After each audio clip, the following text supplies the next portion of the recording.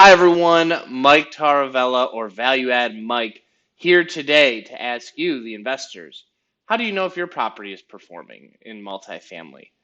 As the asset manager of over 1,500 units and have acquired over $40 million worth of commercial real estate, there are three primary numbers that we look at on a weekly and a monthly basis to make sure we are executing and making sure that our properties are thriving.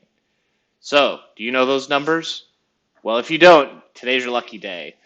And so the first number that we look at is physical occupancy. And so we measure our physical occupancy and compare it to the local average.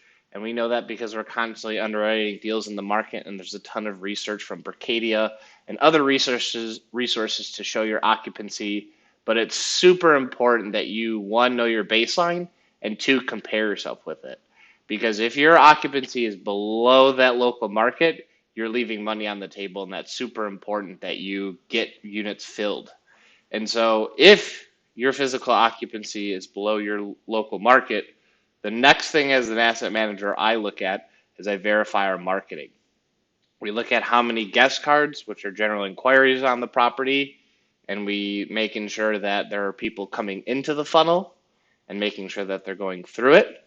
And if not, we're making sure our marketing is everywhere and that we can add more marketing funnels to it to make sure that the property is visible to the world. Because if the world can't see you, they're not going to apply and they're not going to live there, and your occupancy is going to be struggling.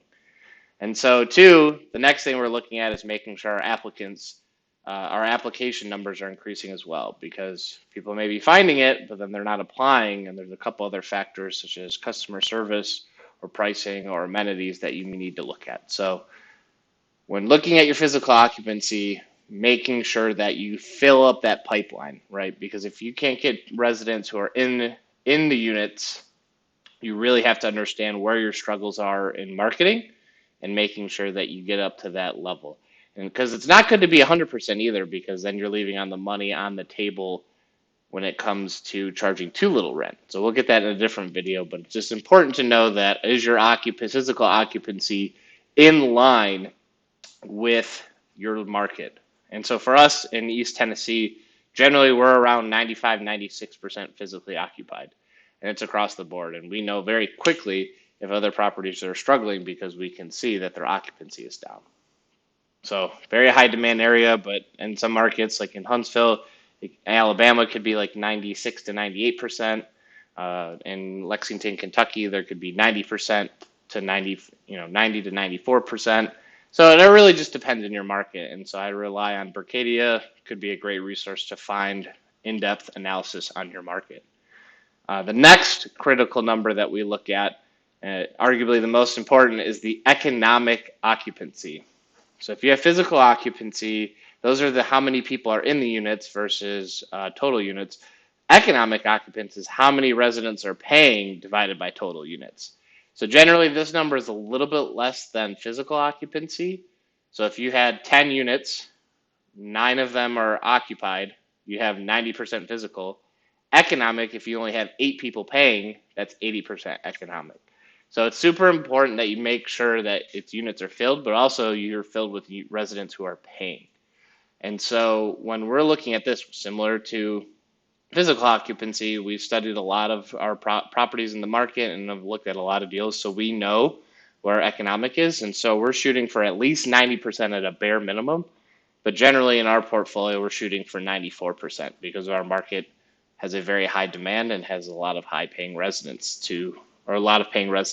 So it's super important that you understand your baseline, but also it's super important that your economic be above 90% because lenders really look at that and making sure how many residents are paying, and they generally like to see at least 90%, especially if you're looking to sell your property. So super important you keep it economic because you need residents who are paying. You need residents because it's your income, right? You can get people in, but if they're not paying, you can't pay your investors, and you can't pay you as the passive investor. So it's super important that you make sure you have people paying and making sure that they can go through and execute. So if your economic is below that 90% threshold, following up with your general partners or your partners in general to see, is the property manager filing evictions on time? Are they getting rental assistance from local groups? Especially during COVID-19, there's a lot of resources out there that we gave to our residents to help them. Even 411.org was a great resource to help our residents in their time of need. So, is your property management group going above and beyond? And if not, then your partners need to step up and potentially help with that, because it could be a lot of work, but it's super fruitful to make sure they're executing. And then last but not least, the third metric, right? If your physical occupancy is great, your economic occupancy is great, you got people in, you got people paying. The last thing that's super critical, and we'll make a separate video on this because it's such an important task, is making a budget for your property and making sure is the property overspending on supplies? Because if you have people coming in and paying, the last critical risk is that your property management group is overspending. So first thing I ask groups is making sure, do they have a budget?